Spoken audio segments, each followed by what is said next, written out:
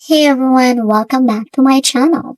In this video, I will show you how to change your availability in UKG Pro. You'll need a UKG Pro account to do this.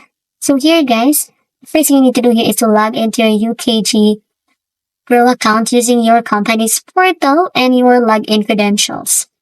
Then click the menu, then you just need to go to My Information and choose Availability or Work Preferences. So depending on your company setup, click Edit to update your days and hours of availability. You can also leave comments for your manager.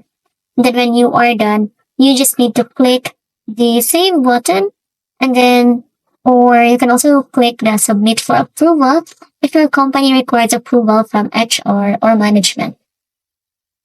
So take note guys, you need to have your account here. So important part here is you need to have it using your company's portal. And that's how to update your availability in UKG Pro. Like and subscribe for more quick how-to videos.